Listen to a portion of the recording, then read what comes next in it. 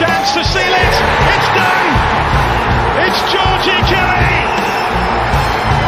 Rotherham United's pathway back to the Championship is opening up. Hello, everybody. Welcome again to the annual end of season awards. The Black Tie event is upon us again. We will go through the winners, I suppose, and losers technically, of the New York Talk end of season awards.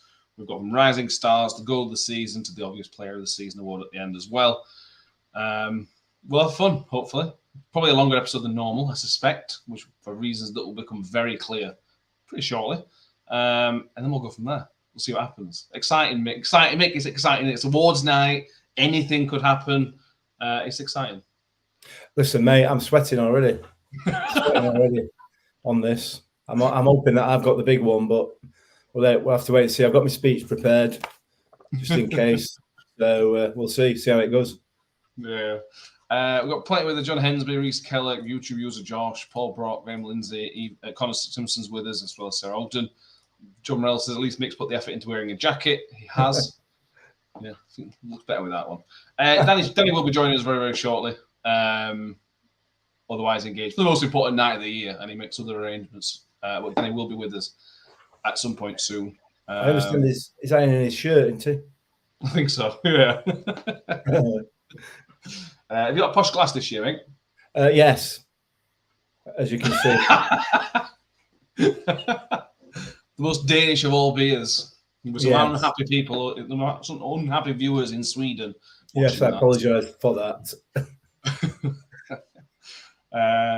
So yeah, Josh says Victor Johansson to win 99.9% of all awards tonight. So, he might win a couple.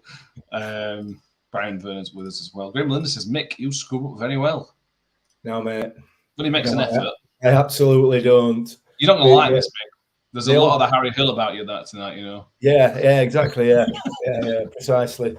That old phrase that you can't polish a turd. That's true.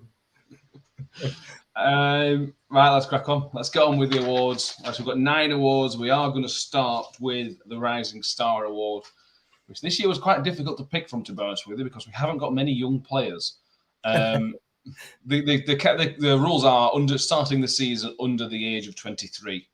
That's the criteria. And again, there aren't many, excluding players loaned out, because I don't think it's fair to judge players who've been at loan at Gainsborough and Scout. Although I think they've had excellent times, McGuckin and DeRose. It's unfair for us as fans to judge them having not seen them. So all players that started the season under the age of 23. Mick, it's a very, very short list. You have the nominees for this one. Well, I don't think I got that memo for the qualifications, because my Rising Stars are Richard Wood, Lee Peltier and Grant Hall. Is that not right? Not quite, no. No, right. Seriously, yeah. The nominations were Cam Humphreys, Victor Johansson, and Peter Keogh. So, yeah, that was it. I think. I think Ben Wiles would have qualified, but I think he's won it like 3 years in a row. So I think it was time for. He's not a rising star anymore. And I don't think any of these players will qualify next year. That gives you an idea of how old they are. John Morell says 23. That's not a young player. I claim fix. Well, we use the under 23 rule of the Premier League. That was our criteria, really. So, Mick, let's start with Cam Humphreys. Cam Humphreys is up for 3 or 4 awards tonight. 4 awards tonight. He has been. We'll describe Cam Humphreys. Rolls Royce of a player. We're living in Cam Humphreys' world, and he how great has he been? Bearing in mind he was under 23 at the start, or 23 or under at the start of the season. Yeah, and given his age and the size of his pockets with the number of players he's had in him all season, I think I've said a couple of times during the course of these podcasts during the season that he's probably one of, if not the best defender, possibly best player that I've ever seen in a Rotherham United shirt. An outfield player, certainly. He is potentially going to go a long, long way, that lad. I can't tell you how impressed I am with his performances. You know, he's cool, he's calm, he reads the game so well. Everything about him is he's absolutely immense, Cam Humphreys. And like I said before, Rotherham United fans, enjoy him while you can, because he won't be here for very long, I wouldn't have thought. No. What's good about Cam Humphreys is he doesn't necessarily let his head drop. If we're going to come into signing the season in a minute, and we'll talk about sort of his predecessor, really. But now, Icky was a fantastic defender for Rotherham. But when he had a moment, that moment lasted for 45 minutes. It lasted for a couple of games, maybe. When Cam Humphreys has made a mistake, he's rectified it. Maybe not in the same attack, but within the same game, he's back to normal. He doesn't seem to let his head drop too far, which as a defender, you're going to make mistakes. You have to accept it. And he seems capable of accepting that and sort of moving on quite quickly. Yeah, it does. It does. And quite a few people have sort of talked about the upgrade from Icky. And I think that's a little bit unfair sometimes. However, well, I suppose what I'm going to say now is unfair.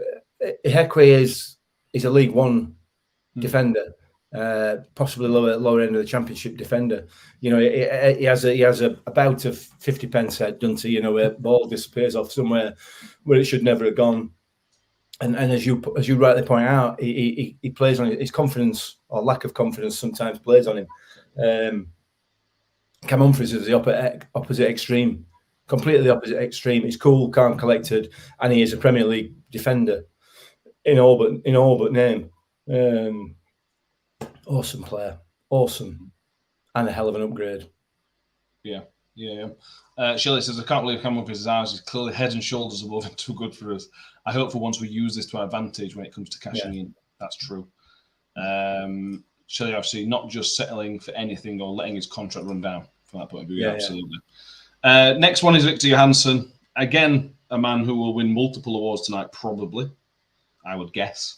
And again, it feels almost unfair to put him under 23, the Rising Star Award. But this may be a very fitting category for him because I feel like he's come of age this season. He was brilliant last season. And don't get me wrong, he was brilliant last season. But he's gone from being a very good League One goalkeeper to being probably the best goalkeeper in the league above. He has stepped up to levels beyond what I knew he was a brilliant keeper, but he's gone beyond what I thought he would do. It's certainly his first season back in the Championship.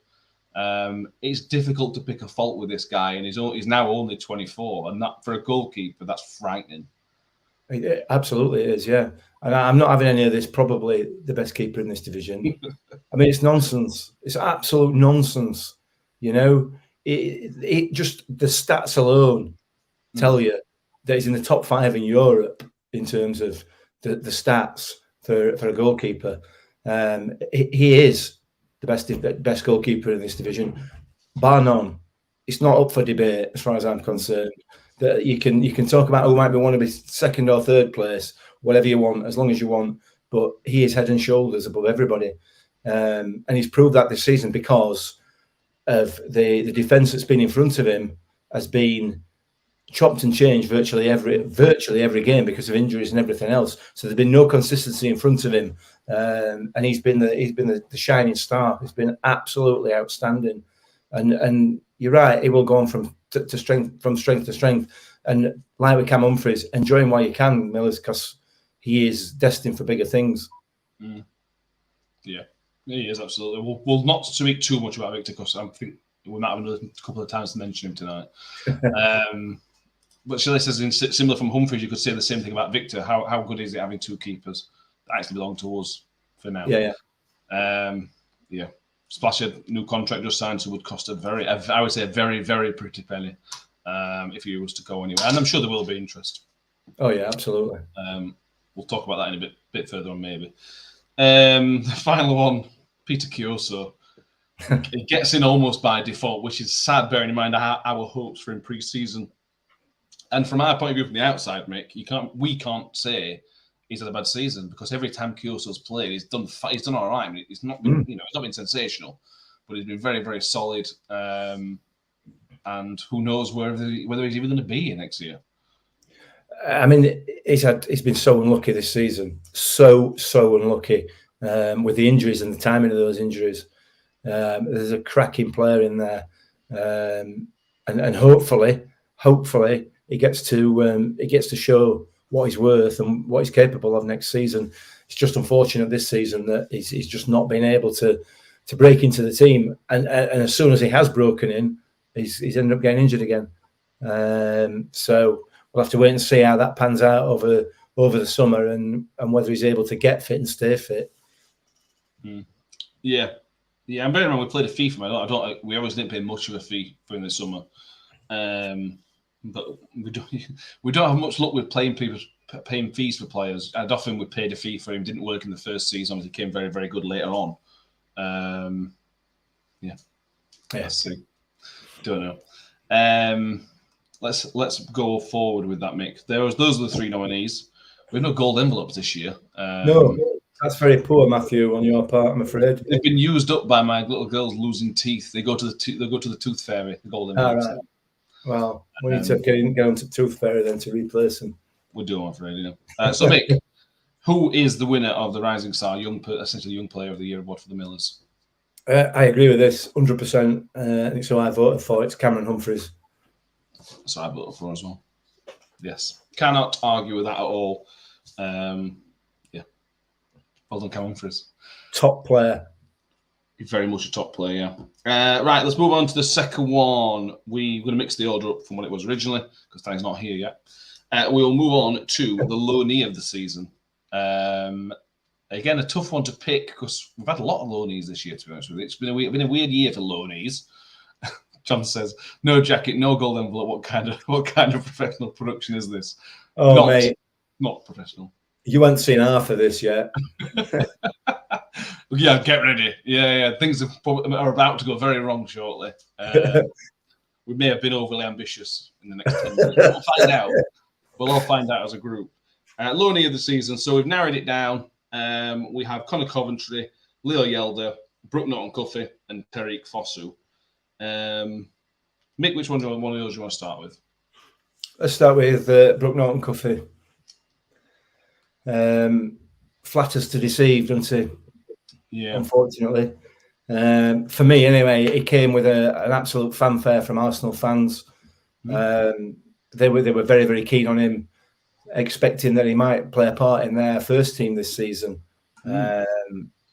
which certainly from the performances he put in with us, and from the little I've seen with him playing at Coventry, I don't think he'd get anywhere near the first team at Arsenal. He's got the ability, but he's just not been, certainly for us, not been that good at all, to be honest, that effective. He put himself in some really, really good positions, but he couldn't cross the ball to save his life. His end product was zero, which is frustrating because he got in some really good positions. He will probably have a bright future. No doubt, yeah. Well, he was 18 when he started, I suppose. So from that point of view, maybe we've been a bit critical. Maybe we expected too much too soon from him. There's a player in there. I think that's the best way to put it. There is certainly a player in there, but he's got a lot to learn. You might be right. So, I might be being a bit harsh on him, but given his age, I guess. But disappointed for me. Yeah, I agree. But like I said, if he gets promoted to Premier League this season, who cares? Yeah, absolutely. Yeah. Let's go through the comments. People say Shelley said would have been Grant Hall. We looked at a different squad with him to get a shimmy. Yeah, I think the injury stopped that. Stopped that one for him. Josh says not even a question. It should be Yelder. Reg says with Scott High. Nicola Drew says Yelder, and John S says Yelder as well. We'll find out very shortly. Tariq Fosu falls a little bit into the Brooke Norton-Cuffy category. To be honest with you, Mick. On his day, he's the best player in the team, and I don't think there's any other way of putting that. When he's on it, my God, that man is just something else. That Sunderland game, he ran the show against a very good Sunderland team. But for every Sunderland game, there's a Coventry game, and things like that. So frustrating. On his day, sensational, but still very frustrating. Yeah, I got the feeling that Tariq Fosu wasn't really bothered about being here. I don't know why. I don't know. I mean, he's a long way from home. He's a London boy, isn't he? And I just that was my view. You're right. On his day, he's absolutely unstoppable. But his day comes 2 or 3 times a year, you know. not twice a week, which is what you need at this level. So I just felt that he didn't particularly enjoy his time with the club. That's how I felt. Yeah. John Morell says we still haven't retrieved Fosu's free kick from Digbeth. Yeah, exactly. That sort of summed him up a little bit. I think Sunderland game was before the Birmingham game. It was sensational at Sunderland, then Birmingham was completely anonymous, and that sort of summed him up, unfortunately. But having said all that, I would still take him back next season. He's still got the X factor, which is brilliant for you, which is brilliant for teams.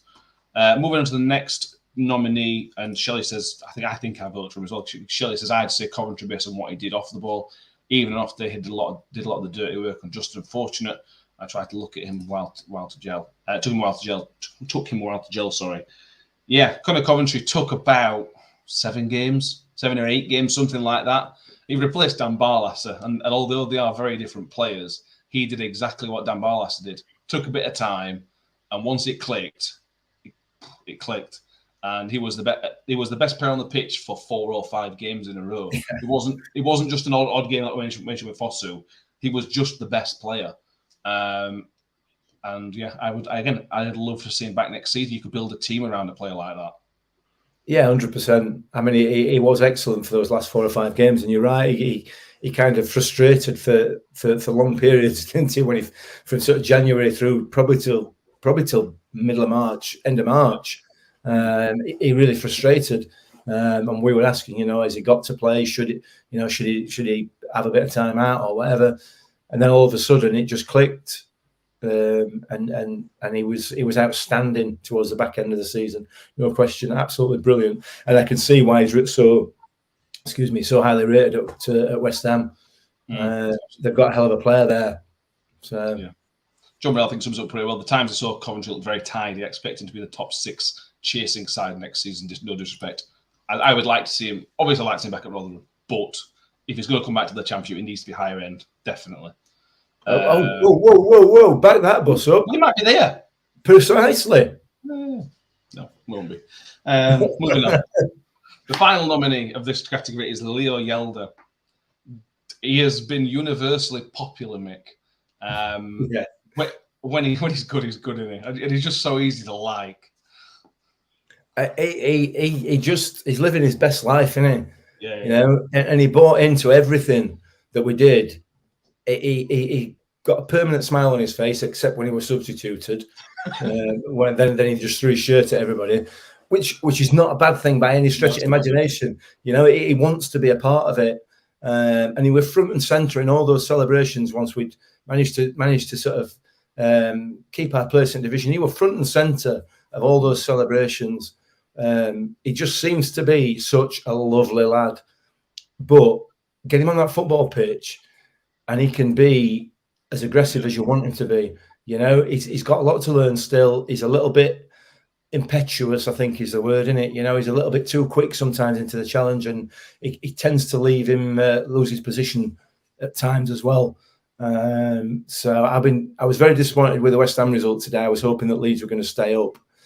I mean, it's still possible, but I think it's unlikely now. So yeah, I love Leo. He's a top lad. Yeah, he is.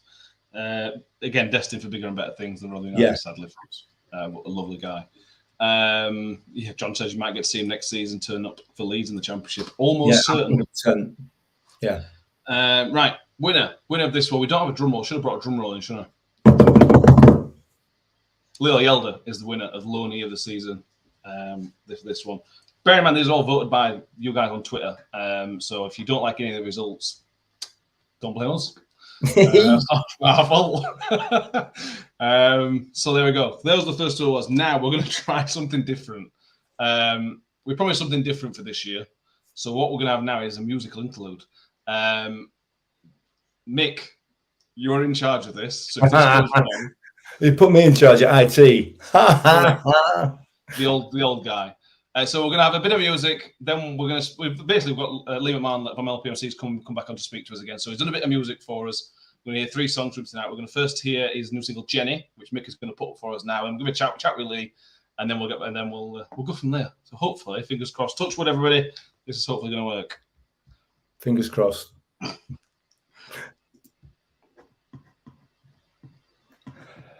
No, it's not going to work, is it? You know what it's like. It was always going to happen, wasn't it? Here we go. Let's try again.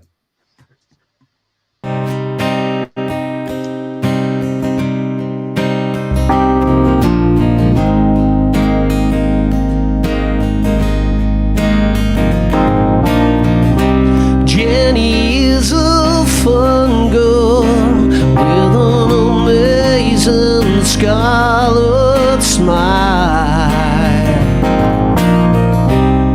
She's traveled the world with a heart for love and an eye for style. Jenny is a good girl. She worked her way up from the ground. She lives the life she's earned, drives a fancy car, has a lovely house that overlooks town. She slips into the blue and heads out to work where the warmth of her hands delivers life and gives birth. She's one of our heroes, works herself to the bone to forget about the thing, waiting when she gets home. That darkness fills her eyes.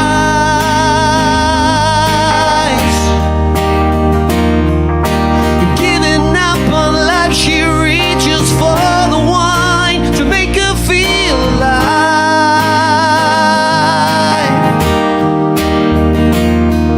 She sits in the window and stares off into the night, nursing the secret she kept inside.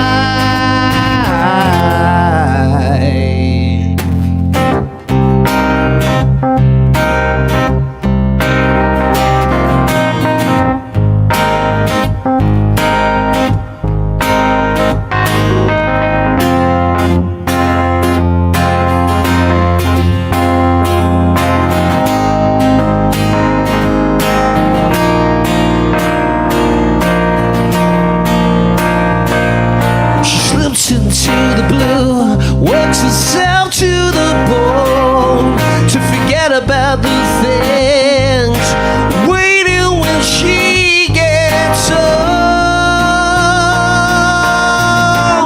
That darkness fills her eyes.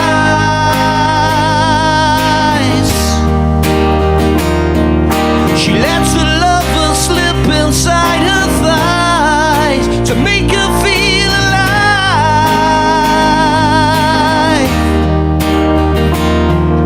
But love's inaugural sight has now gone blind, so she reaches for the wine.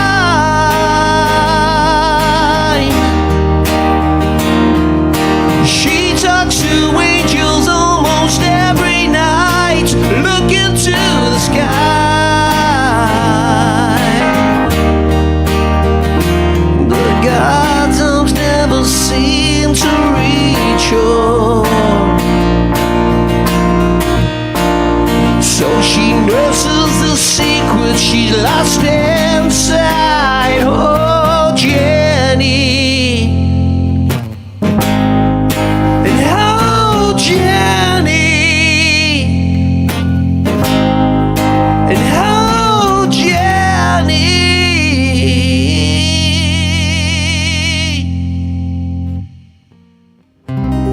Jenny is a strong girl as she reaches for her lipstick in the morning light.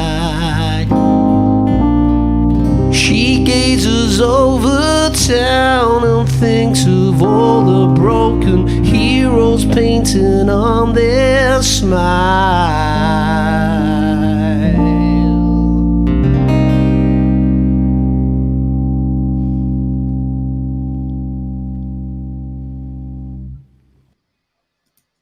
Brilliant. Thanks, Lee. Is with us. How you doing, Lee? Yeah, I'm all right, Matt. Are you? Very, very good. Thank you for being with us. First of all, thank you for doing this. We've come through a couple more songs which you will hear us shortly. But first of all, thank you very much for doing them. Tell people about Jenny, the new single, am I right in saying? Yeah, so Jenny's the third track from the album. It's out on the 9th of June, which is my birthday, so I thought I'd give myself a nice birthday present.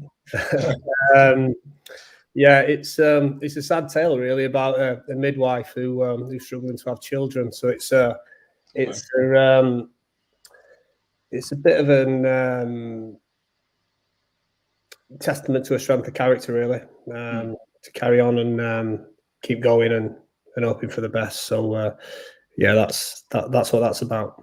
I like that song very much. So when people want to get on the 9th of June, is the website, iTunes, Spotify, everything like that mixed up? Yeah, I think it's coming on bottom of the screen now, but the website is lpmcmusic.com, and then it's available on Spotify and Amazon and Apple, and all the social medias is at LPMC Music. You can find me on YouTube, and yeah, I don't think I missed anything there, have I? But I think that's fucking done it. Yeah, exactly. Let's have a quick chat about Rotherham. What are your thoughts on this season? I don't want to engage you into this season, but it's been a very good season for the Millers, hasn't it? I think it's just been success, hasn't it? We stayed up. We need to break that kind of cycle of promotion and relegation, and thankfully we've done it. It's been ugly at times, it's been better at other times, and at times we've been brilliant. But I think the fact that we stayed in Championship is all we needed to do, and hopefully we can build from here. Absolutely. End of season awards. So do you have maybe a game that sticks out this season that you've seen, or maybe also a player? Not for the I suppose the quality. I don't think it was the best game, but the game at Bramall Lane I thought was outstanding. We showed so much discipline, and everybody did the job and stayed within the units, and yeah, it was a solid performance, wasn't it? It was a battle from the trenches sort of thing, because Sheffield United are obviously an excellent side. There's been a few of them this season, haven't they? Stoke City, another one of those sorts of games. It was almost a carbon copy. Although I think we were a lot better at United, to be fair, than we were at Stoke. But I think it's results like that obviously the ugly ones that they're the ones that matter the most, really. Results like that are massive, aren't they? Yeah, they are. Is there any players that stick out this season that you've seen thought they're a special boy this year? I think Johansson's just been head and shoulders above everybody else. He's kept us in games. I remember the games, I think it was just before Christmas or just after Christmas, around that, when we went to West Brom and the Millwall game. And I mean, the West Brom game was probably one of the worst performances I've seen, but if it weren't for him, it could have been double figures. Yeah, it can. Yeah. We've said that a few times this season, haven't we? That boy's got some class, hasn't he? He's a ridiculous player, He's class. Lee, I know you've been a Rotherham fan for a long time. Where does this season compare? We go back to the Roy Moore days, obviously. Those were great days. Do you feel like this is potentially a platform? Like you mentioned, it's breaking that cycle, isn't it? It's about staying in the Championship and what could happen next, I suppose. I don't think anybody should forget the job that Paul Warne did at the beginning of the season. And then, obviously, I think the biggest challenge for Matt Taylor coming in was when you come in, you don't just start managing a group of players. From day one, he was probably trying to build his own culture, a culture that had worked so well for Warney. But I think when you come in, you want to put your own stamp on it, and he's got it right because we've stayed up. I think that the challenge for him now is what happens in the summer. How well is he going to be backed? What sort of players does he want to bring in? How does it integrate it with the players that he's still got under contract? So I think that's it now. He's got a free run at building his own culture, and I'm sure that if by the beginning of October we're doing well, he'll be a hero, and if not, as always, there'll be questions asked, and he'll be a villain. But I wish him the best. I think that he's got us over the line, and that's all we could have asked for. So hopefully we can make a strong start to the season, and for me, I might get shot down for this by a lot of fans, but I think it's got to stay in the division again. I'm not saying clinging on, but stay in the division and just keep building, because growth happens in small spurts, really. And I think as a football club, to get to the next level, we want to be a self-sustainable championship club for the next 5 years. I think we just have to take small steps towards getting there, and then 5 years, judge where we are based on what we've done, and hopefully by that point we will be a strong championship club, should we be able to get the investment and the players in. Yes. Take some resilience from Matt Taylor and from Tony Stewart to do that, because that's the world that we live in nowadays. Is I want it and I want it now. I want promotion. Yeah, well, that's it, and I think we have to be realistic. I always said that when we're down in League One, I think we're a very attractive club. We've got a great stadium to play at, and we can compete in terms of who we're going to bring in terms of wages and stuff. When you go into Championship, it becomes less attractive because the ground is, it kind of burrows off into the distance compared to where other, Championship players could go and play the football, and arguably the money that we can pay is less competitive. So it's going to be another challenge next season. But that resilience that you speak about, Mick, and the manager being strong on his vision, I think that's all you can ask for, and then it's down to the players to go out and do it. Absolutely, 100%. Yeah, it is, absolutely. Thank you much, Lee, for being with us. We're now going to play out with Main Street. Mick, I'm done with these. Anything else you want to ask Lee before we let Lee? No, I just want to say thanks a lot for having me. Second time I've been on. I really appreciate the support, and it's great. It's great, and it's good to come on. So if you want me again, give me a shout. You're always welcome, mate. Always welcome. Have you got any? Just before we do play you out, is any live appearances coming up? Well, I've only been doing acoustic shows at the minute, so I've got another one in town coming up at Roadhouse. That's on Stag Roundabout, if you don't know it, but that's on 2nd of July, which is a Sunday afternoon. It's free entry. It's around a 3 o'clock start. I've got a couple of other things coming up. I'm doing the Legends Night again at New York Stadium. Kev asked me to do that again, which is great. And then I've got another little thing that's a private function before that. But yeah, those two, if you come into the Legends Night or you fancy a pint on the 2nd of July down at Roadhouse, you'll find me there. Brilliant. Perfect. Thanks very much. Thank you very much. As Lee mentioned, I'm on LPMC Thanks, Music, Spotify, Apple, Amazon, everywhere. Go and have a look at Lee McMahon, LPMC Music. Thank you very much, Lee. Thanks very much, lads. All the best. And you, cheers, Lee. Yeah.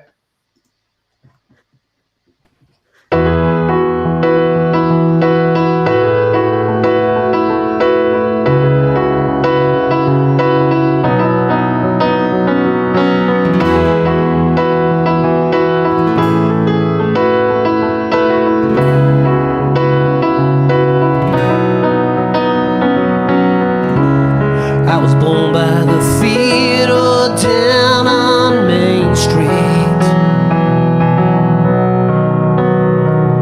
a stone's throw from where workers would meet as they put out from the steel mill, dead on their feet. I was born by the theater down on Main Street, across the road from the snooker hall, and the poor souls sleeping on shop front floors, down on Main Street.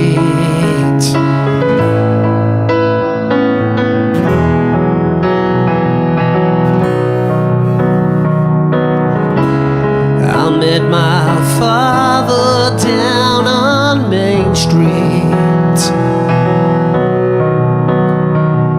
Shared a drink where the workers meet when he'd been laid out from the steel mill.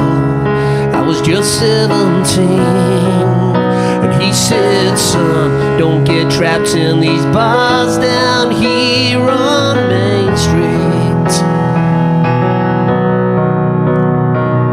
The tabs I keep, most guys blind, what's the way down for Providence to come and save them?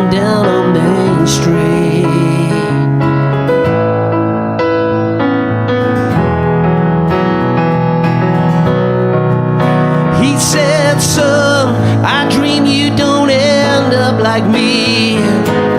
'Cause somewhere, somehow I forgot who I wanted to be. I faced that blast furnace in 72.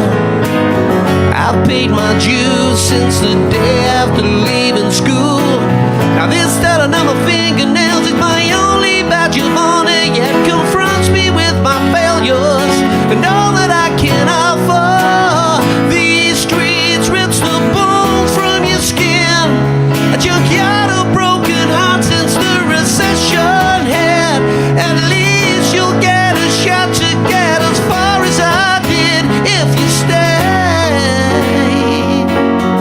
'cause it will never change down here on Main Street.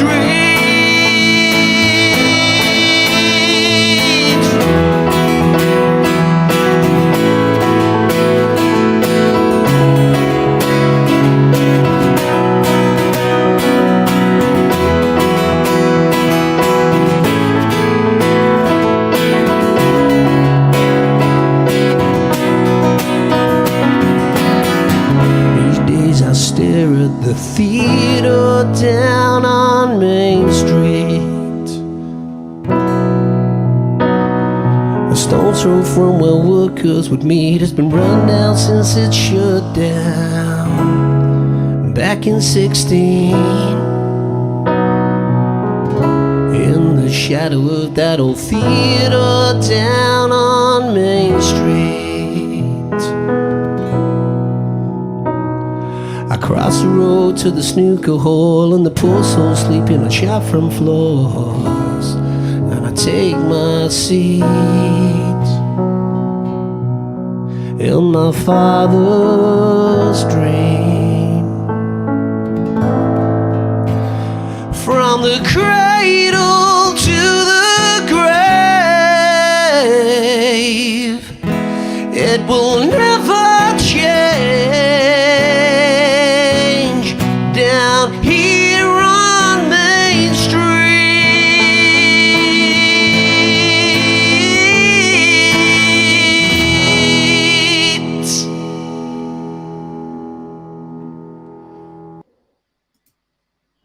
I like that. I enjoyed that. I love that song. Anyway, thank you very much, Liam McMahon, because LPMC, check him out. That's not the last you've heard of him tonight. There's one more song left to hear from him. I think you can all guess what it is. But we have some awards to give out, and we've done 2 of 9 so far, 38 minutes in. I did say to everybody it's going to be a longer episode than normal. That was why. So let us move on. Danny will be with us very, very shortly. I have a message read. He's close by. I think his makeup's been touched up and everything else, just so you get washed out in the lights of the award show ceremony. So hopefully that comes soon. Mick, let's move on to you next for the next award, individual performance of the season. So this is as it says in the tin, really. You know, players who've been sensational on a particular game. 4 nominees, Mick. Can we have a camera that scans around nervous faces while I read them out? No. All right, fair enough. Right, okay. Individual performance then. Jamie Lindsay versus Middlesbrough at New York Stadium. Some bloke called Victor Johansson or something. I've never heard of him. Stoke away. Another bloke whose name is really dead. I don't know this bloke either. Daniel Barlasser. Never heard of him. Against Reading. And Cohen Bramall away at Burnley. So those are the 4 nominations. Let's go from bottom to top on that one. Cohen Bramall, Burnley away. I mean, he got sent off. Yeah. So to get sent off, but also be nominated by people for that game, must say he was sensational, and he was. Yeah, he was. I mean, yeah. Even old Vincent were interested in him, weren't they, after that game?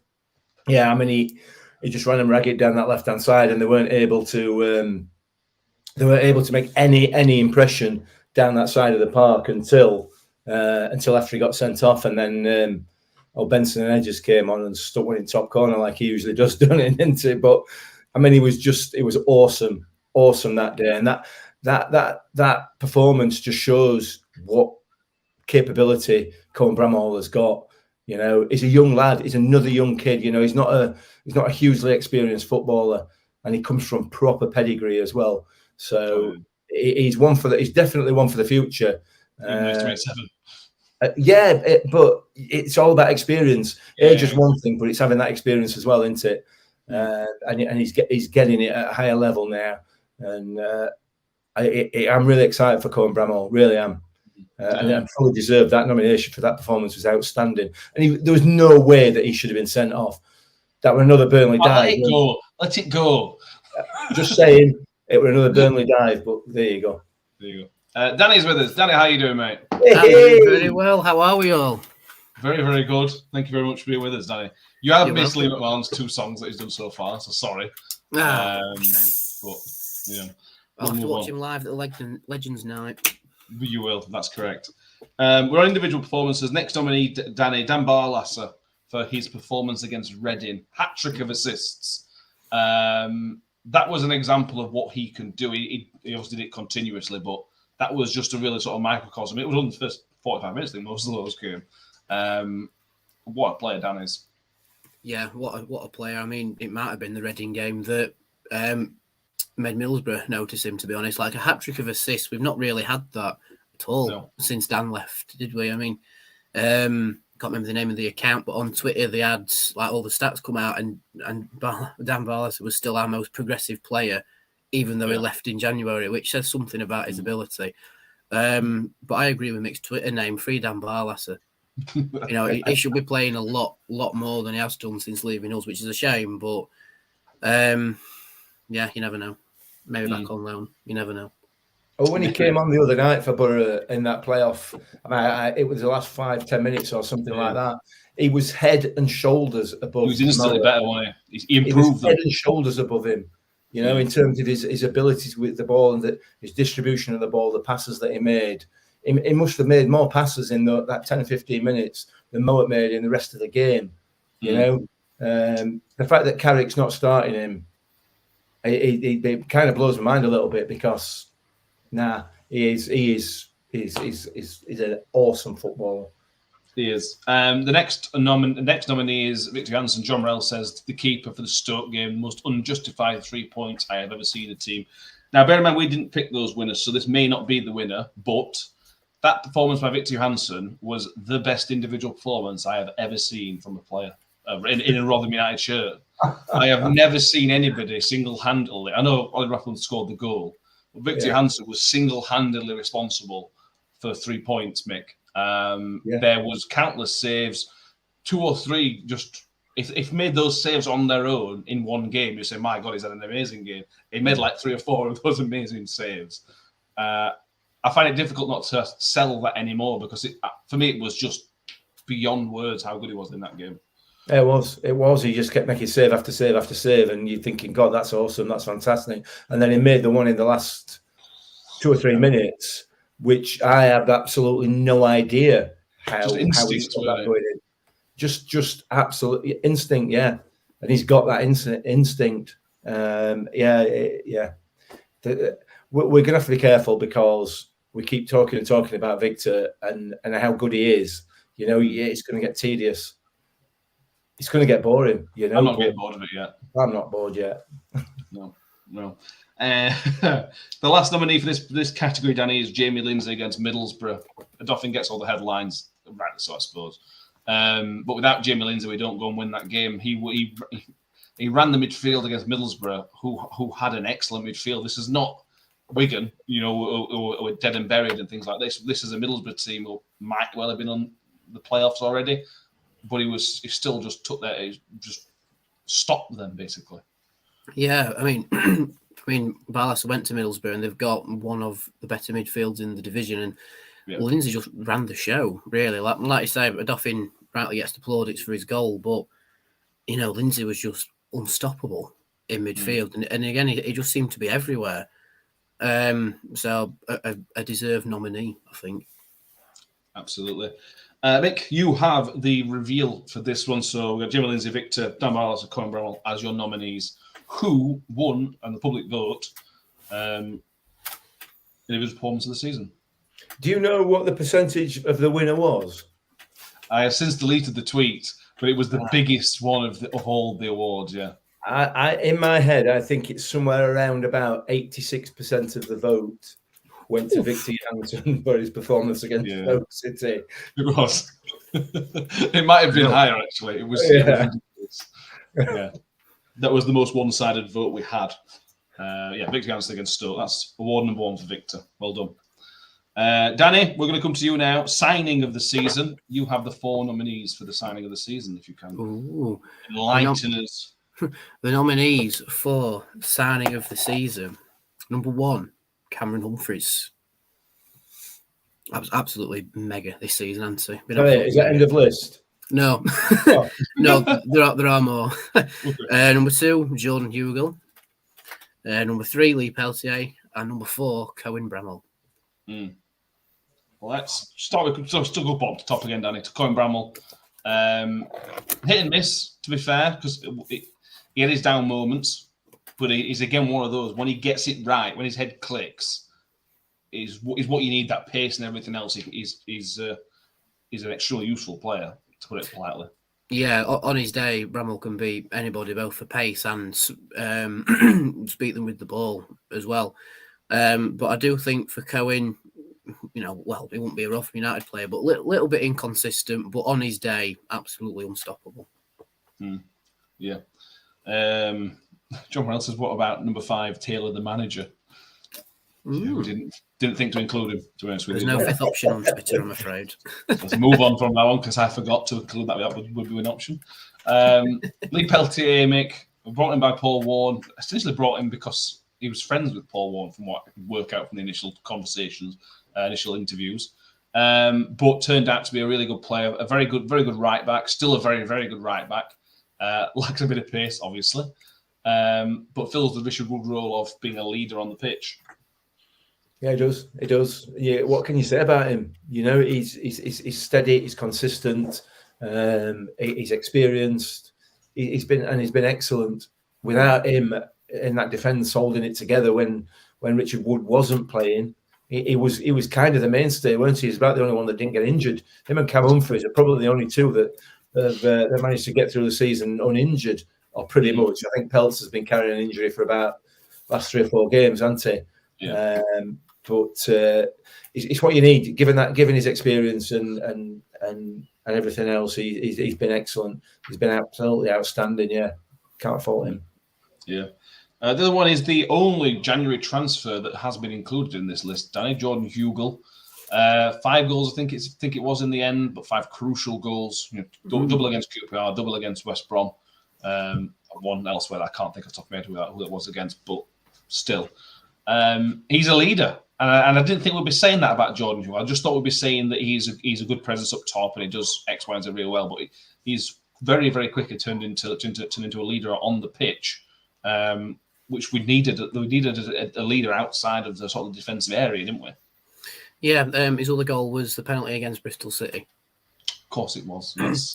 But yeah, he is a leader, and it's like a different dynamic. Like, I know Woody's the leader in your defence, and then you've got a couple hands that go up for the leader in midfield. But with Hugill, he's the real attacking leader, isn't he? And yeah, he's the only player to score a brace for us this season, other than Woody.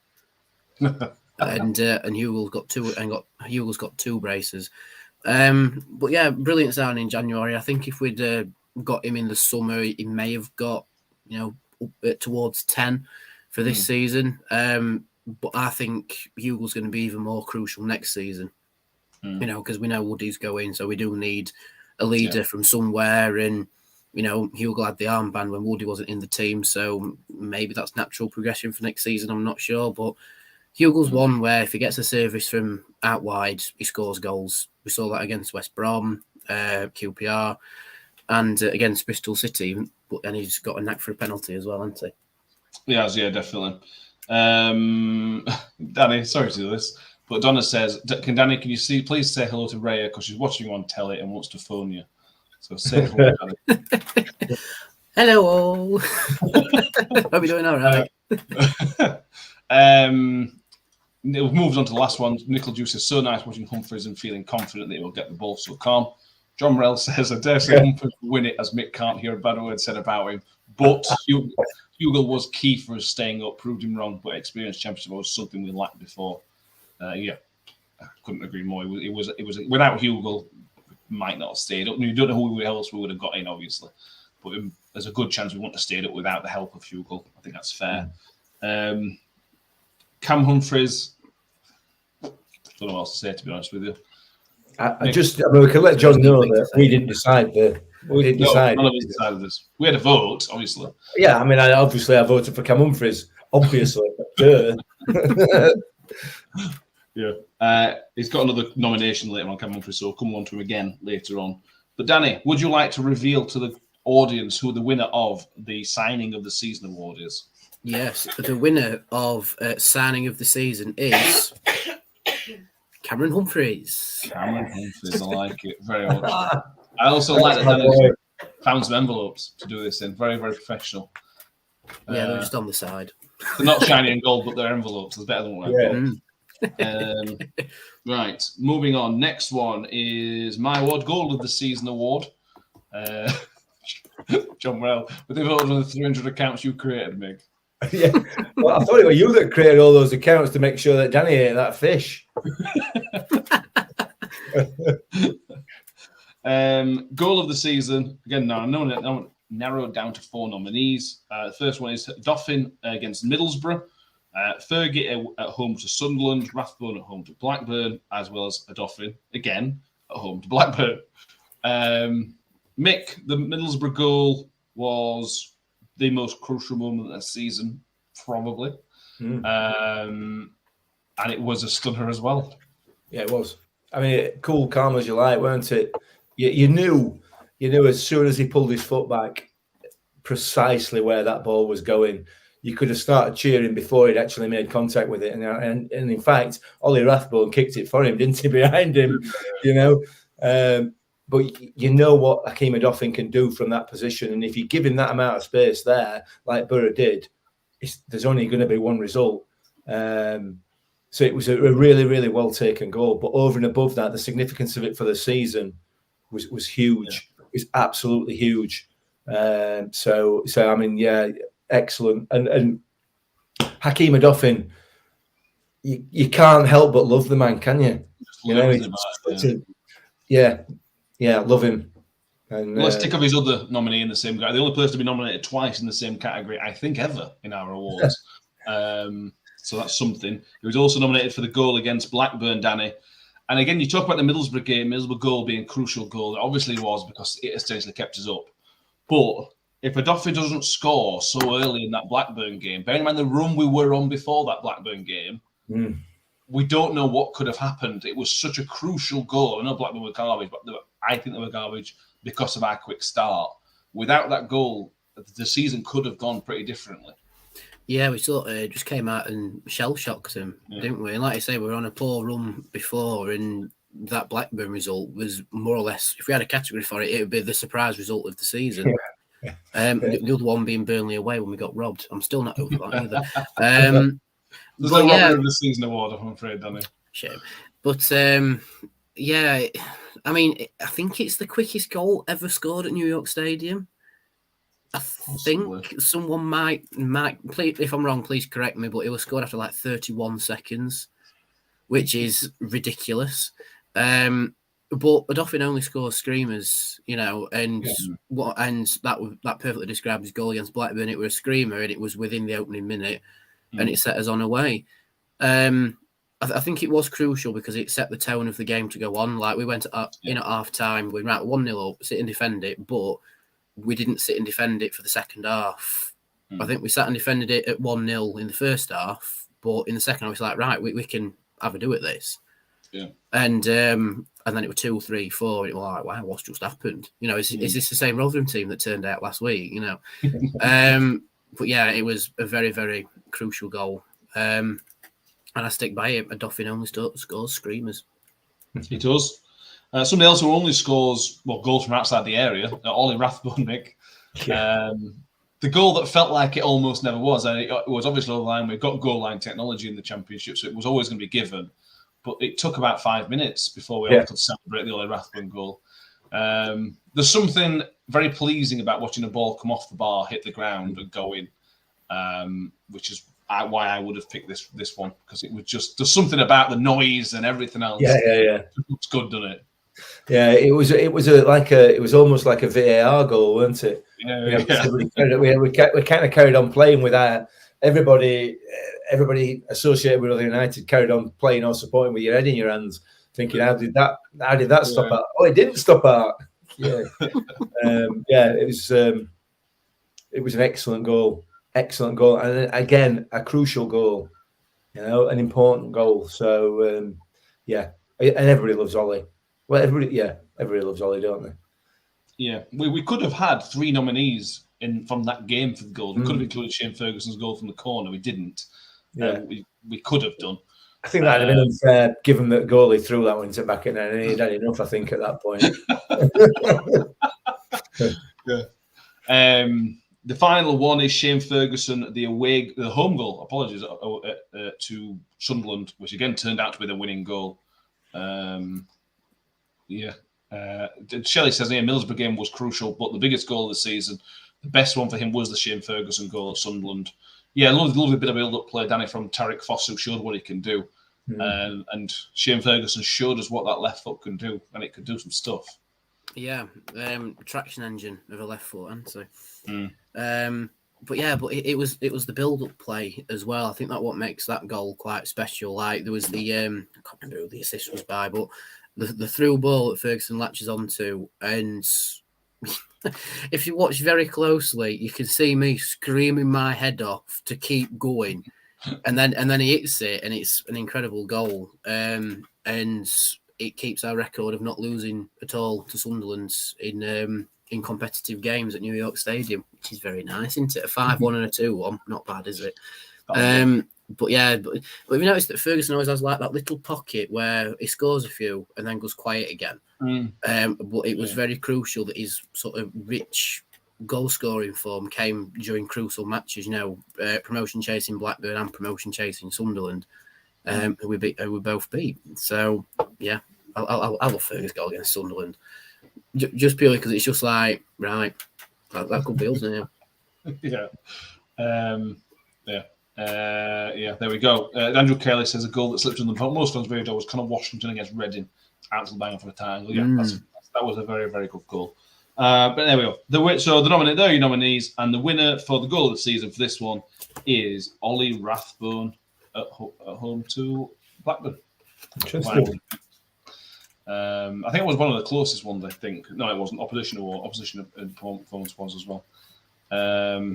Right, let's move forward. Mike the Miller says the nominees for the referee of the year of the award are Gavin Ward, Lee Doughty, and Keith Brown. Well, listen, I out of those 3, the best one out of those 3 has been Gavin Ward, believe it or not. I agree, actually. What happens if you chuck Oliver Langford in it as well? Still Gavin Ward. We need to move on because we've still got 5 awards to go through. Move on. Musical interlude. Yeah, move on. I'm not going to last for another 5 awards. Team performance of the season. Danny, you've got this one. Right. So, team performance of the season. Your nominees are Blackburn at home. It's funny that one's cropped up again. Reading at home, Sheffield United away, and Blackpool at home. Yes, Blackpool at home. It was the final home game, I think, of Paul Warne's reign. Not a bad way to end it, to be honest with you. That was a pretty convincing 3-0 win. Yeah, battered them, didn't we? Yeah. I mean, none of us were to know that how woeful Blackpool would become, but we battered them, didn't we? So yeah, excellent performance. That. Move on. Georgie Kelly, late goal, obviously. That was his first goal at New York as well, wasn't it? I think so. Yeah, it was like September, weren't it? So yeah, that makes sense. Sheffield United away, Danny. First win in 40 years at the Lane. It was one of those nights, wasn't it? It was just one of those nights. Yeah. You were pleased to know as well that slight side quest with this, but I've been to Karen's Diner before coming here, so apologies for my tardiness. But the manager was a Sheffield United fan. So that was fun when she found out we were Rotherham fans. And we're all from Wickersley apparently as well. But yeah, Sheffield United's just an incredible game. You know, I mean, even asking a few Sheffield United friends that I'm friends with, they said you completely outplayed us both fixtures. You know, you were lucky not to win at New York. But Sheffield United away, like you say, first win at the Lane in 42 years, I think. And it was just very nice that the football symmetry was that a Rotherham player scored in front of the Kop in 1982. No, 1986, whatever it was. I wasn't born, leave me alone. And then a Rotherham player scored in front of the Kop in 2023 as well. Yeah, it was beautiful. And any Derby wins a nice one to tick off. John Morell with a dig in here. Paul Warren can play Blackpool next season again, can't he? Shelley says the Sheffield United away win should be the easy win. Their position in the league plus our record at Premier League makes it the best one. Yeah. Reading, Mick. This was a bit of an odd one because at the time we beat them 4-0 and then they went on an amazing run and were in the playoffs for at the top end of the table for a period of time. But we made them look like a relegation outfit on that game, didn't we? And I know they turned out to be one, but ironically, two of our best performances have been against two teams that got relegated. And even despite those 6 point deduction, they deserve to be relegated. You know, that's that performance against us proved it. And I accept that we were outstanding. You know, we were outstanding that day. And it's a tough feeling because, like we've talked about the Blackburn game, we've talked about the Sheffield United away game. We've got these performances in us, but you know, they're not. We don't see enough of them, or we haven't seen enough of them. Hopefully, this coming season we'll see more. If we see more, and we sail off into 12th, don't we, or something? Yeah, absolutely. Yeah. John Morell says League One and Reading. How good does that sound? It does sound good. It does. Sound pretty good. Sorry, Reading fans. There's some lovely Reading fans, but sorry. The final nominee for team performance of the season is the one we already mentioned, which is Blackburn Rovers game, Danny. It was we mentioned how crucial it was, but it was also a very good team. Oh, Blackburn were garbage, but we just went at them. We showed what we can do when a Matt Taylor team turns up. We're just sensational from start to finish. Yeah, it was. I mean, I've said it before. It was very much a surprise performance of how good we were. Now we just sort of came out with no fear whatsoever. And if that's the ethos that Matt Taylor's trying to instill in the team, then long may it continue. If that's prime Rotherham under Matt Taylor, I'm all for it. But it's interesting that all apart from Blackpool, when we beat the other nominees, they went on incredible runs of like 4 wins or so in a row after they lost to us. So it really does show that the teams like Rotherham mentality does exist. It does. Shelley says, can we just mention the Birmingham at home? That was a very comfortable game. Seeing as our Brumfins is present. It was. Yeah, John will correct me. I think Birmingham were a bit of a drop. I also think Birmingham may have picked up after that game as well. I think they did, yeah. So, there you go. So we beat Reading and we beat Birmingham because all the pre-season chat was, those two, Rotherham, Birmingham and Reading are already relegated pre-season. We were sitting quite smug. And then the manager left and things got complicated. Team performance of the year, Danny. Who is the winner of the team performance of the year? Team performance of the year. Your winner is everyone favourite Rotherham boy scoring Sheffield United away.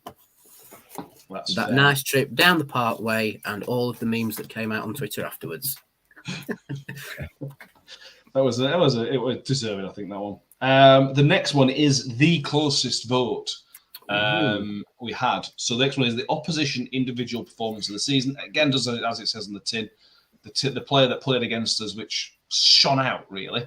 Mick, this is yours. This one. Yeah. So first one is Manuel Benson for Burnley.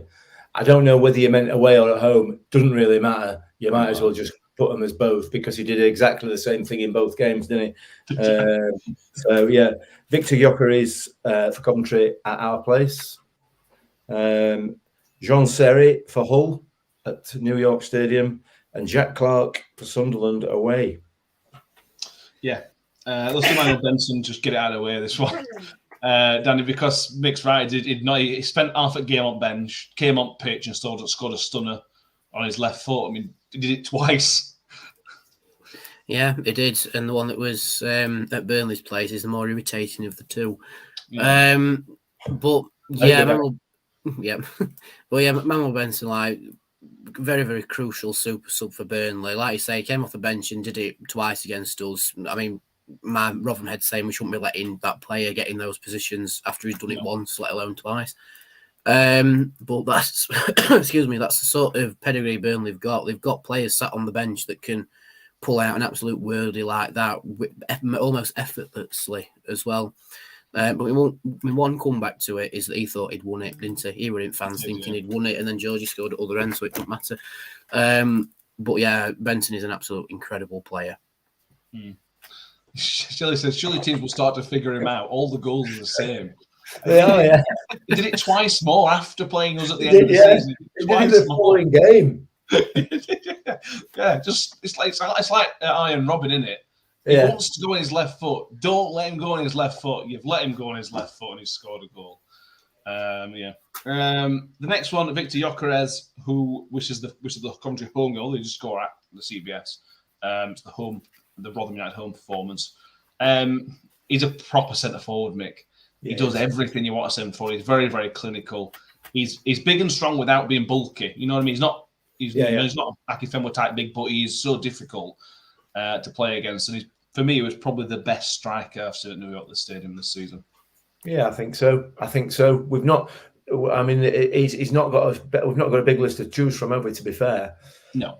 But nevertheless, he was outstanding, and he's been outstanding for Coventry all season, hasn't he? You know, and he is exactly what you need. You know, he's a bit of a focal point, but he's strong and clinical, absolutely clinical. So yeah, he fully deserves a nomination. Hell of a player. Yeah, he is, and he did the same for Middlesbrough game the other day. Yeah, if Coventry don't go up, he'll still be a Premier League player next season. I don't think there's any doubt about that. Oh yeah, we won't see him again at New York Stadium next season. Certainly in the league anyway. He's a Premier League or abroad. Obviously, he might not be in England. You never know. John Morell sums up our next nominee pretty well. He says, Seri, what a player. That bloke could play with a pipe and slippers and still not give the ball away and be the best player on the pitch. Yeah, right. Danny, the Hull battered us 4-2. They was just after they sacked their manager. I can't remember who the name was. Seri ran the show for Hull. It was just brilliant, wasn't it? He's on mute, Danny. This is the level of professionalism we get on this show, guys. Sorry. Yeah, it was unreal for Hull. I mean, we've had a few players come to New York and a few players that we witnessed live that have been absolutely unreal against us. You know, coming up to that team's like Rotherham mentality. You know, they just turn up against the big teams, don't they? Yeah. But yeah, Hull came to our place. I mean, I don't think we really gave them much of a prayer to come out and get a result against us. But they did, and I think they're one of the few teams that really, really battered us at New York Stadium. They were just all over us, and he ran the show, didn't he? Ran the show and made us look silly. It's the type of midfielder I love as well. It's a bit like Dan Barlas. Dan Barlas is a bit more mobile, much more mobile, but he just looks after the ball and makes the game slow down to his level. Which is why he's on the amount of money he has been on in the past. The final one is Jack Clark, Mick. I ummed and ahed about putting this on the list, to be honest with you. He scored a very, very good goal. But the goal that he scored, Dan Barlas was at fault, and maybe Woody as well. He was allowed a lot of time and space to run in there, but he still scored and had a pretty good game. Yeah, we're all right. That's it. Yeah, we're all right. He didn't. For me, I was quite surprised to see him on the list because he didn't really stand out to me at all, if I'm honest. But that we'll see the game differently, don't we? You know. So yeah, if he's on the list, I'll take your word for it, mate, that he deserves to be on it. Fair enough. Just let me know, we've gone long. We are still. This is 2 awards after this one. and we have one more song to listen to. So if you need another drink, if you need to nip to the toilet, I would go because we aren't finished. We might go to the 90-minute mark on this one. Just let everybody know. Just to, full disclosure and everything. Mick, before you take your interlude, would you like to let us know who the opposition individual performance of the year award was? I think it's probably the right one, despite the fact I didn't vote for it. Victor Gyökeres for Coventry. Victor's I think as a player, he's probably one of, if not the best player that's played against us this season. Did you guys hear about what he did to our Victor when he scored against him? How he sent him a framed signed picture of him scoring against him. It's like, ooh. That is friendship level banter, and I'm all for it. I really hope our Victor has got it framed in his house, which would be quite funny. He walks in and it's like, oh, he's there again. I think he said he's got it in his office or a games room or something. Pretty sure he's got it up somewhere. It'll be a dressing room next time we play Coventry. Right, moment of the season. Second to the penultimate award of the season. Danny, this one's on you. Right, moments of the season. So we've got Hack's goal. Are we sure this isn't goal of the season? Because these moments are all goals. I know. Anyway, so your nominees for moment of the season is a Dolphins goal against Borough, which in hindsight kept us up completely. Wiles' goal against Sheffield United, again breaking the duck of 42 years at Bramall Lane and the memes that came out after. Kelly's goal against Burnley, which, no disrespect to George, I think is the biggest club he's ever scored against. And Burnley aren't even that big, but anyway. But the goal was crucial anyway. And Hugo's, which goal? The first one or the second one against West Brom, Matt? Second. The second one. Is that the one where he ended up doing the 2-1 behind his head afterwards? Yeah. So again, funny from Hugo against his former team, who were giving it the big one, weren't they? They were. Let's start with the Hugo one, Danny. It's very, very rare we pick a moment of the season based on the fact it's wound up an opposition set of fans. But this just had everything. The fact he was booed from the start, he missed an absolute sitter, and then he scored twice. It was just a bit of a perfect storm of everybody just laughing at them. Yeah, it was. I mean, like I said with Hugo, he missed a sitter. I think did he give away the penalty? He gave away the penalty, did he? Yeah, he gave away the penalty for West Brom and then scored. Did he score a penalty against him as well, or was it both out? Two headers. Two headers. But yeah, just scoring both for his goals against his former team and giving them so much stuffing for it as well. It was just such a day for Jordan Hugo. It shouldn't really be Hugo's goal against West Brom. It should be Hugo against West Brom. Yes, that's true. Yeah, because he had an absolute mare, but a fantastic mare at the same time.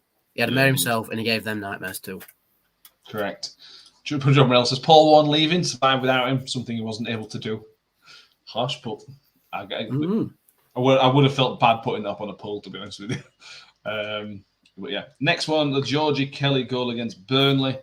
A crucial point, Danny, because it led into a group of fixtures, group of fixtures we weren't expected to get anything from.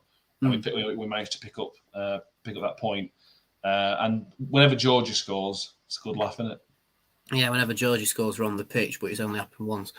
But yeah, the goal against Burnley, you know, when Benson scored, we'd all sort of gone, it's going to be one of them games now. Nights.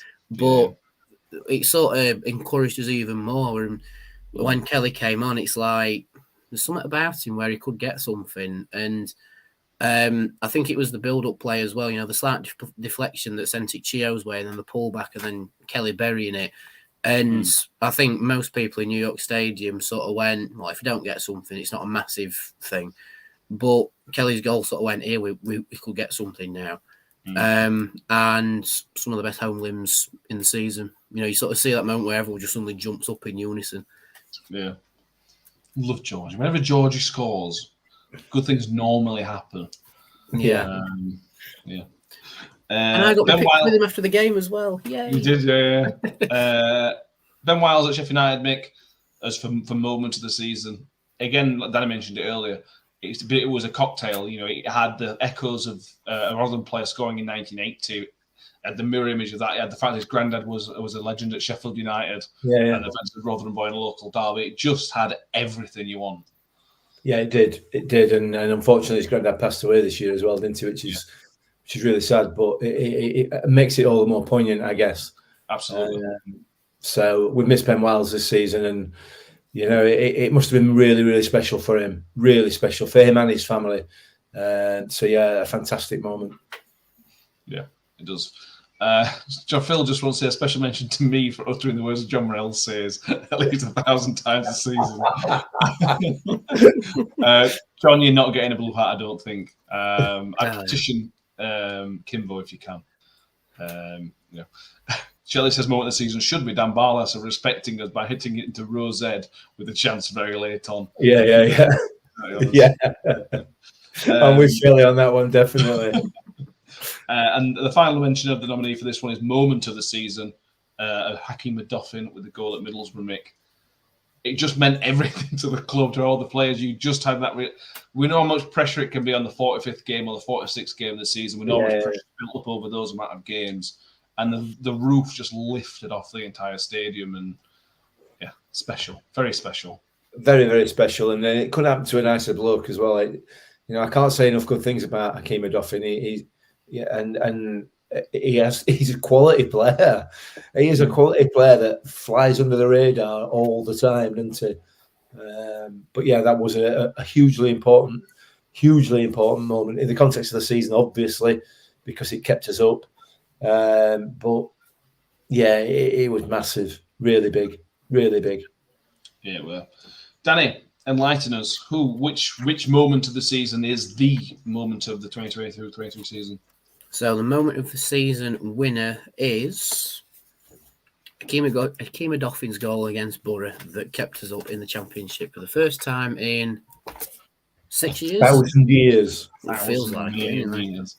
Yeah, a special moment, and rightly so. Odoffin's first win of the night. Well done, Odoffin. So, finally, we are going to have the end of the season award for the player of the season, which we'll talk about in about 4 minutes' time, Mick. Yeah, so I think we had Lee McMahon earlier on the show, and if you're not a Rotherham fan, John's obviously not a Rotherham fan. If you don't know who Lee McMahon is, he did a song back in 2009, something like that, called "Drop Me Off in Rotherham," which is one of my favourite songs ever. So, and Lee McMahon has kindly done us a version of "Drop Me Off in Rotherham." So we're going to have Drop Me Off in Rotherham, then we're going to come back and give the end of season awards. Again, this is all dependent on Mick working the buttons and everything else. So, good luck, everybody. Specially recorded for us. Specially recorded for New York Talk. Wow, we are privileged.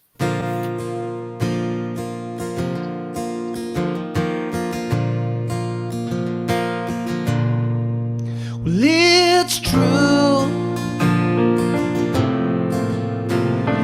Around here we've seen better days. Broken dreams run from the architecture, peeling the paintwork and staining the pavements, not like the times when it glowed like the sun, the November lights at Christmas time, the Tivoli roar down at Millmore.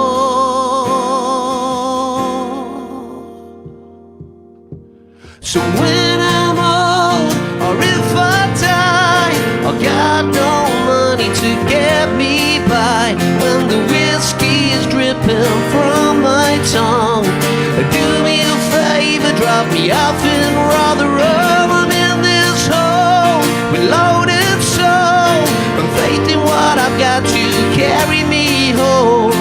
Hard-working heroes roam these streets, scrapping for a win at the jaws of defeat. In red and white, stand and fight, carrying the chains of the working life. I'm firmly fixed to the ground that I won't feel down, or bury my belief that I'll still make it in this town.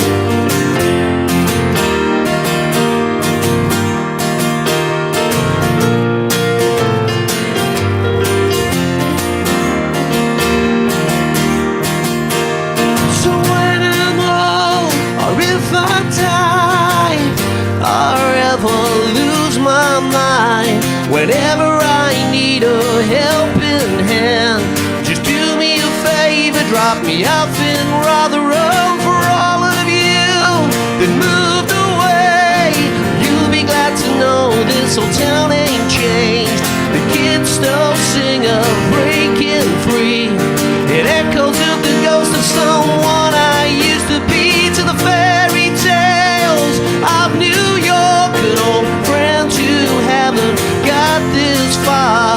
The jokers and queens and all in between, the salt of the earth that make these streets, the old and the new, those struggling through. Thank God I realize I'm just a part of the pack, my friends.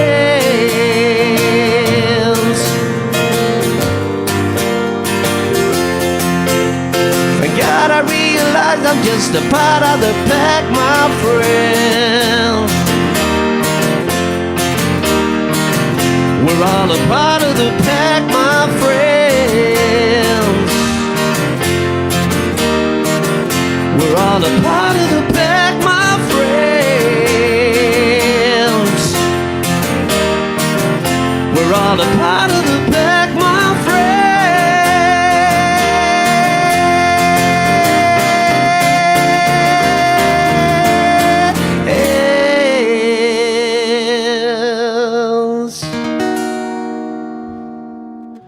So when I'm old, or if I die, I got no money to get me by. When troubled times have come and all I need is love, do me a favor, drop me off in Rotherham.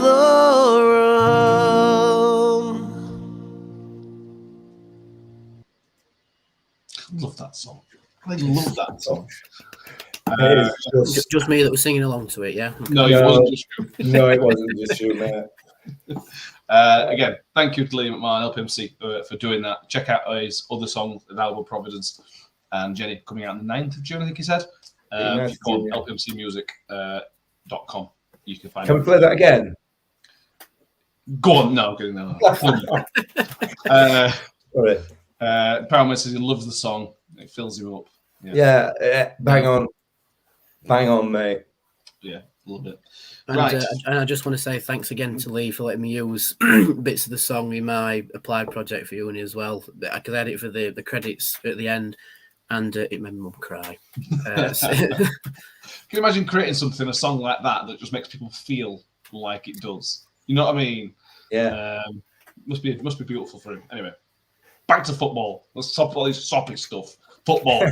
Come on. Come on, man. Strap the pair on, lad. Player of the season. This may well be a foregone conclusion, but we're going to go through it anyway and talk about the other players nominated as well, because I think we should. The nominees of the player of the season are Victor Johansson, Cam Humphreys, Ollie Rathbone, and Lee Peltier. Danny, Lee Peltier has been, we've talked about this in the signings that he did. He's such a crucial player for the team. He may, he's not had a performance where you go, in that game, he were amazing, next whatever. But he's such a team player and he's so crucial to the team. Yeah, he is. He's got experience as well, isn't he? And he's sort of filled in effectively where he's been needed. I think with Peltz, like you say, he's come in and really filled out the team, put in a strong performance when he's needed to, and a strong tackler in there as well. And to the best of my knowledge, I can't really remember any times that he's really panicked either. So yeah, just I think he's been Mr. Consistent, and whenever he's played, he's just been, steady. And sometimes you need a steady player in that position to keep completely steady across the back line as well. So yeah, he has been very, very good this season. Lee Peltier, a good signing, and a very good player. Yeah. John Reynolds, there's no Tom Eaves. I'm shocked. We used Tom Eaves' name too much in the preseason prediction show. I think that was the problem. Used it up. Used that allowance up. Yeah. Shelley says Peltz has been huge for morale. I agree. Telling us fans to get behind the lads constantly. Yeah, always doing that. When he always trying to G not only fans as well, but the players up. When they put in the club put out this post match on the pitch, instant reaction from the players. Peltz was always in the middle of it, talking to the players. Sometimes telling them to calm down, but it was always in the middle of it, being a leader, which was crucial. Ollie Rathbone, Mick, we've gone for this 9th award, an hour and a half in. We've barely mentioned Ollie Rathbone, which seems a bit of a crime, really, because of how crucial he's been. It's no coincidence that when he came out injured, that our performance has dropped off. He has become such a key cog to this team. Any other season, he would have been right up there in the running, without a shadow of a doubt, because he's been absolutely outstanding. And when we lost him, we had issues, didn't we? We had issues in the middle of the park, and it kind of went to I can't think of the I can't think of the right word without swearing, but you know where I'm coming from, without him being there. But this season, unfortunately for Ollie, there have been 2 other players that have beat him to it for me. But he's been crucial, absolutely crucial to this team this season. So yeah, great player, and he'll kick on again next season, won't he? So everybody loves Ollie. Everybody loves him. He's just that the character is infectious. Yeah, he is. And he's signed a new contract though. Yeah, he does. He needs to crack on with that. Yeah, definitely. If you're watching Ollie, get on with it now. Get it sorted. Yeah. The next one, Cam Humphreys, Danny. Cam Humphreys already won 2 awards tonight. Up for a 3rd. I don't know what else. Again, I don't know what else to say about Cam Humphreys. He's just everything you want in the centre half.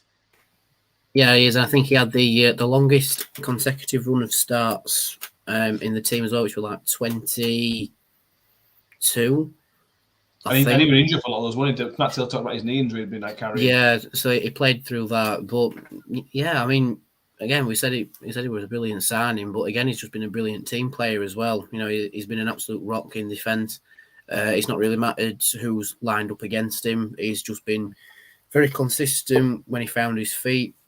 And like I say, had the longest run of consecutive starts out of the entire team, bar Victor, I think. And yeah, another fantastic player in the team. Yeah, absolutely. Shelley says on Ollie Rathbone, it felt like if he'd stayed fit for the whole season, we'd have stayed very comfortable. He was missed. Although others stepped in, they can't quite do what he does. And the closest one we've got is Jamie Lindsay, who does a very different role. He's not a number attacking, is he? I think that's the problem. That's where he sort of loses out from Ollie slightly. The final nomination of the season that we're going to talk about is Victor Johansson again.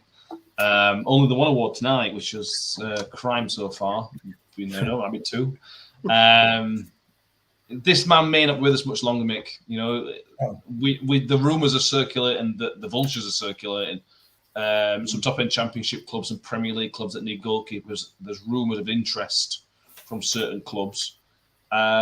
Let's take another hat off for a minute. I know it's difficult to do, but how high can this kid go? He's a grown man. But he's older than me. Yeah. Just, by the way. He can go to the top, can't he? He's still developing as a player. We've seen him develop this season as a player. So it can go as high as he wants, really. I'm convinced he could play at Premier League level. No question in my view. I'm certain. Maybe he needs another season behind him. I don't know. Given his age, he is young for a goalkeeper, and being a goalkeeper, experience is absolutely crucial. It's almost everything experience. Yeah, keeper, isn't it? Yeah, absolutely. So I think it's important for Victor, if he's listening, Victor, that you stay with us at least another season. You've got a 3-year contract now. You've signed the contract, so and then 2 years, then whatever. Stay with us another season, and then get that big money move to a Premier League club, because he can go all the way, and he will be Sweden's number 1 in the very, very near future.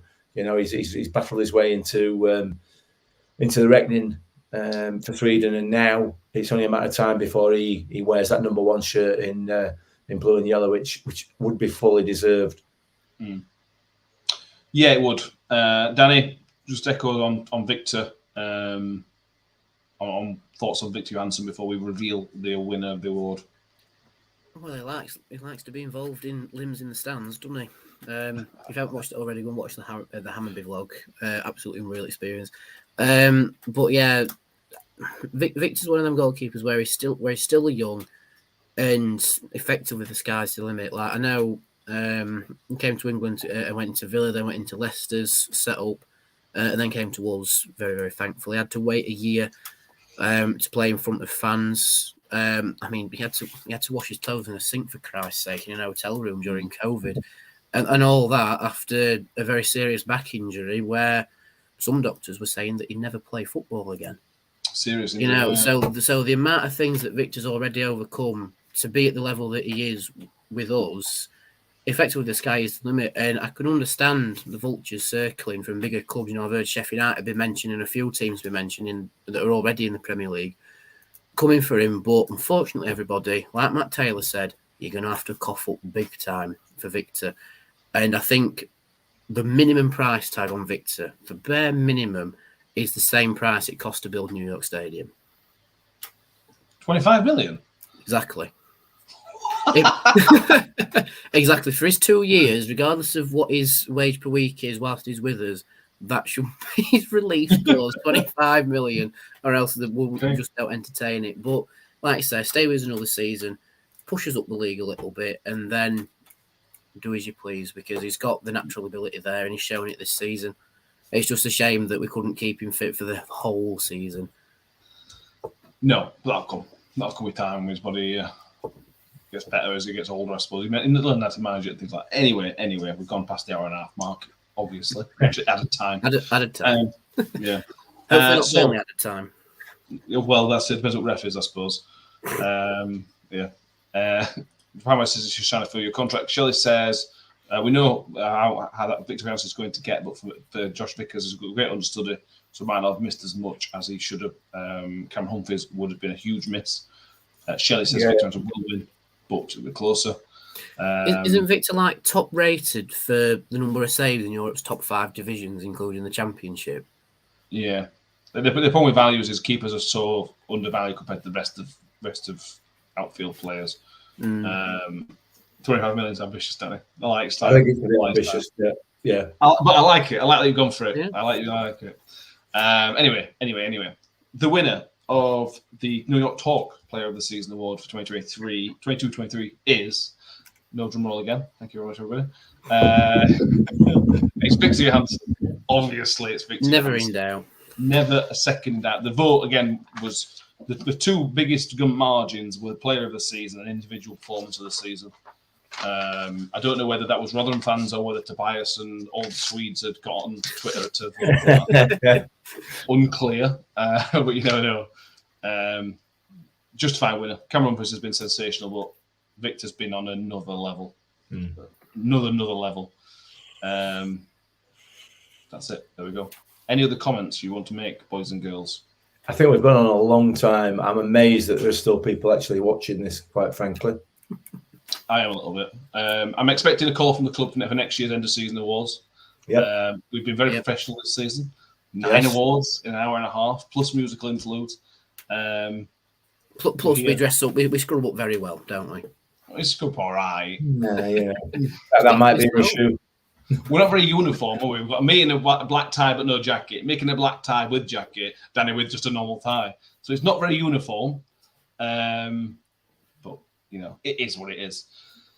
So that's it for the season. That's our last episode of this season. There's no more Rotherham United to talk about for the current season. That is it. Thank you, everybody who's been with us for this last 12 months, 10 months, almost 10 months it was. A long time, a long season. It's been some tough episodes, some tough moments to talk about. More emergency pods this year and then the entire 3 years previous. It's been ridiculous. That gives you an idea of the season it's been for the Millers so far. But success, finally success in this damn league. Any final comments on the season, boys, before we wrap up quickly? I'll ask you one final question. Which has been, and everyone in the comments, please answer as well. What has been your favourite season? Was it last season with the amount of wins that we got, promotion trophy and the Papa John's trophy, or this season where, you know, every win's been fought for and effectively we had to die to get 3 points, to quote Neil Warnock. But after all that, we've finally stayed up again. what has been your better season, last season, or technically still this season? Relief's a powerful emotion, isn't it? And the relief of finally staying up. Last season when you go up, it's amazing. You have the ecstasy for a few weeks, and then you're instantly thinking, "Oh God, we've got to compete with Burnley who've come down. You've got to compete with these people that are coming down." There's almost instantly a weight on your shoulders within a couple of weeks. Whereas this season, it's like, no, we've done it. We've done that. So next season, we don't have to worry as much as fans. We don't have to worry as much because we've already done that. We can do it again. We don't have to worry too much. But then the limbs at Gillingham were just another level, weren't they? Nick?